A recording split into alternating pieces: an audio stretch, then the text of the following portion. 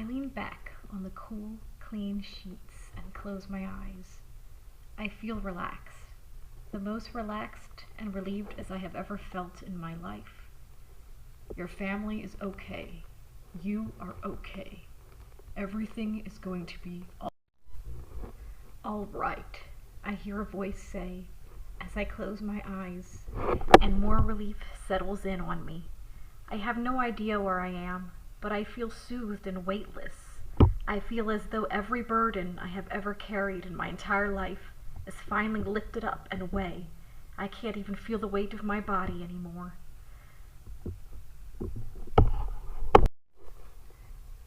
I do not know, I hear my voice saying, but I like it. My voice is flowing out of me even though I don't feel the strain of it. I do not feel as though I am forming any thoughts, but I am. You do not have to worry about a thing, Nora. All is taken care of, the other person says again. You know my name? I say, and I try to look, but my eyes aren't open. My arms are spread out on the soft bed, and I want to see my surroundings. I don't remember opening my eyes, but the room comes into view. It looks like a fancy hotel room. The lights are low and soothing, and in the warm glow I can see the furnishings and the television set, the windows with the heavy cream-colored curtains, the lavender sofa, and the doorway leading to the eccentric bathroom. There is a hot tub in there. I remember soaking in its warmth the night before. Did I drink a glass of champagne too?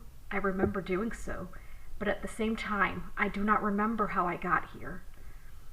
The forest you came from, Nora, the voice is saying to me now. Never think of it again. Forget it. You will never go back to it. There is no need to. The forest? I say, alarmed. No, the other voice hushes me immediately. Never think of it again. There will never be a need to go back there. I am startled, and I feel tears welling up in my eyes. I feel a tear slip out and slide along my temple and drop on the white sheet beneath me. I stare at the ceiling and at the fancy light fixture, a glistening chandelier with multiple candles. Each candle is a different color. No, they are not. The mind is playing tricks again. I almost object, but then I don't remember why. Where am I now? This is the big city. You're in a penthouse, all for yourself. There is no one here but you. It's yours now, the voice said cheerfully. Aren't you here? I ask. To that, there is no answer. And I did enjoy my stay there.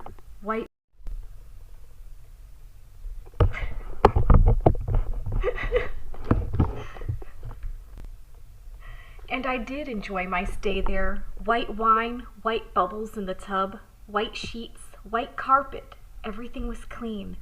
It seemed everything was wiped clean, just like my memory, a clean slate. I would occasionally drink champagne too, jump on the bed and dance on the balcony. I would look out at the night skyline and at all the skyscrapers lit with big city splendor. The big city. I would say as I stared out, wearing my white bathrobe and drinking my white wine. Does that mean I was from the small city? A small town? Or the countryside, maybe? Which big city is this? The other voice would always have much to say to me, constantly doing commentary and sharing the weather or the dinner menu, and even talking about the neighbors. But if I asked about where I was, or what had happened to me, there was never a reply. I sit on the roof of a skyscraper. It is the tallest one in the big city, I think. I feel a bit chilled from the winter breeze, but I'm not that bothered. I wear a black lacy dress that has stringy sleeves that could be tied up. I look down at my footwear that I cannot describe.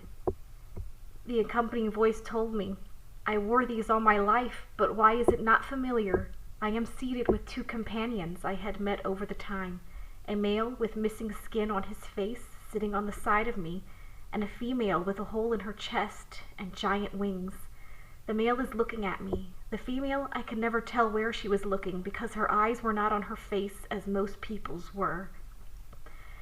The accompanying voice, they still have not told you their name, he says with a disappointed snarl. Have they even shown themselves to you? Yes, it's a woman, I answer. 2. Sometimes it's 3. Sometimes there is a man, too, but he is always typing. Typing? The zombie boy scoffs. He looks out at the moon that seems so near to us as we are up so high. That moon, why is it the last thing I remember? I ask. Because they found us at night, the female with the hole in her chest says. They can only see us at night. I saw myself during the day, I say astounded. Not us seeing ourselves, but them. They cannot see us during the day, she says more firmly. So that explains it, the male says thoughtfully. Why did you get lost in thought? I asked him curiously. Because now that explains it. Her explanation has solved something for me, a question I had for a long while. People don't see me during the day, he says, as he looks down at the bustling city. It is so late in the night, the witching hour, but there is still so many people walking around down there. What could they be doing? Do they not need sleep? Are they going to commit wrongdoings under the cover of darkness? It seems like that is what humans often do. No, we are thinking it all wrong, I say suddenly. We can't see ourselves during the day, but at night we can, like now. What poppycock? That male scoffs again. I had forgotten his name. Was it Planko? People have reacted to you. You told me before, I remind him. So they have, he says, as though recalling it all, and then he adds, but they have never interacted with me. They are nothing but unkind to me. I am a freak of all nature, the girl says bitterly. My accompanying voice is not a voice at all, but a man, a cruel man, and he subjects me to brutish behavior every day. Well, you look different from the rest of us, the male says. So do you. You have skin rotting off your face, and your left side of the face is all skull, and your entire foot is a skeleton. Skeleton, she objects. Skeleton, she objects. Nora is the only one of us who looks normal, he says, but then he looks at me again. Wait, no, you don't. You have pointed ears. And no one dresses like that, the female says with disgust as she looks down at my attire. You have dance shoes on too, I say. These are not dance shoes, she groans. What the hell? They tie up the leg fancily, but I do not know where they come from. I wish I could wear shoes. As you said, my feet are all skeleton. Clunky skeleton. Big and rotten, the male says, annoyed. And loud. Sounds like I have high heels on. I need to go back to the penthouse. I stand up on my feet suddenly and frightened. I have to go back to the ship, the male said, too, as he stood up. And I must get back to the lighthouse, the female says, feeling foggy-minded. I do not know where I stay. I am not even allowed out. As she says this, I notice the thin glistening chain around her right ankle. She raises her arms and lifts herself off the roof of the skyscraper and gracefully flies off to wherever she is housed. I want wings, I muse aloud. You don't know how she got those. You wouldn't want to be like her, the zombie boy said. I think out of the three of us, her story is the eeriest. I hear his feet clicking like high heels just as he said, and then he is gone.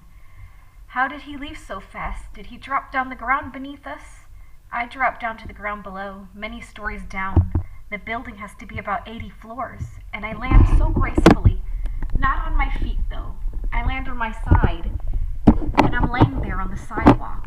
What can I do with that? Why can I do that and not die?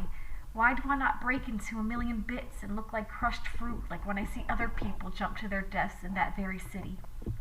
I stand up, and even though the city is bustling with people, no one seems to notice me. A family of fairies used to protect the forest. They were tree spirits, nymphs. They dwelled in the trunk of the trees, and they aided in the growth of all the nature in the forest. They gave out oxygen to all living things. One day, there was a woodcutter in the forest. He had an axe, a very big axe, and the tree spirits looked on with caution. He cut down one tree, and when the tree fell and hit the ground, everything rumbled and shook. And then all was silent a moment until a spirit evaporated out of the wound between the stump and the trunk. Here a tree spirit was left homeless without a tree to call home. And she floated away somewhere aimless until she was found by them. And they told her never to think of the forest again and never to return to it. A nature spirit lost in a big city without a tree. Would she eventually fade away and die, or become something else? I recall all of this, and then I run into the forest, and I feel a very familiar sense of familiarity. I'm sorry. I feel a very familiar sense of familiarity. Why do I know this place? It's daytime, and the sun is shining radiantly, making everything seem greener and vibrant. I feel as though I am home. Oh, this might be that forest, the one the accompanying voice told me not to think about, and I hadn't thought about it. In fact, I had forgotten about it, but now all things were coming together and making sense. But still, I had so many questions. Why was I not supposed to come back here? What was keeping me away? This was my home, wasn't it? I run into a clearing and gaze around at the beautiful scenery, and then I run and look at some flowers. They are all so colorful and serene. I look at the fallen tree that is near me. It's been cut down with an axe. I knew that much. And I stare at the space between the stump and the trunk. That's how I came into the world, wasn't it? I ask aloud. The accompanying voice is there. I know it. No matter how many times they tried to be quiet and pretend they weren't there, I knew they were. And I would make them answer me now. Wasn't it? Oh, you dear thing. You were never supposed to know. The voice is colder now than ever before. I feel chills run down my spine and a wave of dread. Who would do such a thing? Who are you? Show yourself! I demand, but the accompanying voice ignored me and continued to berate me. Who was it that told you? The corpse boy or the winged freak? They were never supposed to figure anything out either. Not about you, not about themselves. They were supposed to wander aimless and misplaced and mistreated. As they talked, their voices changed to several different tones, sometimes male, sometimes female. I had no idea who was talking to me or how many of them there were. Just answer me. Show yourself, you coward, I shout. You answer me. Who told you? They shout at me. I looked up at the sky and at the tops of the trees and then to the grass beneath me. I couldn't tell where the mystery voice was broadcasting from. I couldn't tell how they were watching me, from what angle, and how did they know so much about the three of us? What did they do to us? No one told me. I figured it out, I say under my breath. I said it too low, that only I could hear, but the voice still replied to me. No one told you? We don't believe that! They can hear me from anywhere, no matter how low I speak. How? It's like I had an invisible microphone attached to me. You used to protect this forest, but now you cannot. You can't protect anything from me. The voice is taunting me. I do not let them get to me. But first tell me who and what you are. Are you a woman? Are you a man? I demand in a voice lower than a whisper. But first, tell me who you are. Wait. Are you a woman? Are you a man? I demand in a voice lower than a whisper. There is more than one of us, the voice answers. We are a group and a team. We hear everything you say, even the things you don't say. We see your every move. We know your every fear. And for some reason, you have defied us. The voice changing from male to female again, and then talking with many voices. When they said the last sentence, it sounds like there could be 40 of them, or 100. I couldn't really tell. At first sounding human, but now sounding alien. How do you know that? Answer me clearly.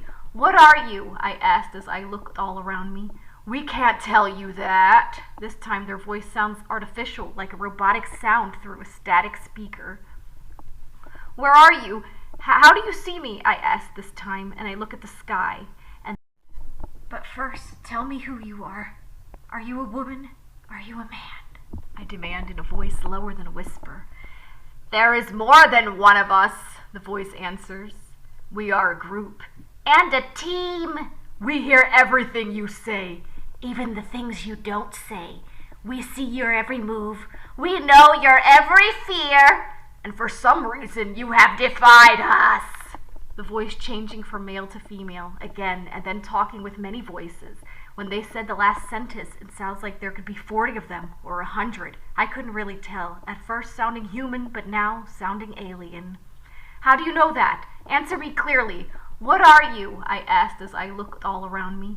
We can't tell you that. This time their voice sounds artificial, like a robotic sound through a static speaker. Where are you? How do you see me? I asked this time, and I look at the sky. And the sky and the treetops again. I see the tree branches. There was an eerie monotone laugh, and then the voice said, Oh, silly, silly Nora. We are not out there, but in here. In here? I think in bewilderment. A breeze picks up, blowing a few leaves around, and the sky is slightly darkening. It is time for the sun to set? I'm not sure. I lost all track of time when I woke up in that hotel room. What do you mean, in here? I ask as I tremble. And then the voice laughs again with many monotone and echoey voices, and I feel the echoes vibrate from deep inside my head. My temple throbs, and I feel the sound waves moving throughout my brain and my body. I feel thousands of tiny little hands pounding on the inside of my forehead and temples as though they were trapped in there. In here, I say aloud. I feel them laughing and screaming louder and louder with each voice, a different tone, and the sound waves reverberating, giving me a different sensation for each one, and I look up to the sky and scream with all my might.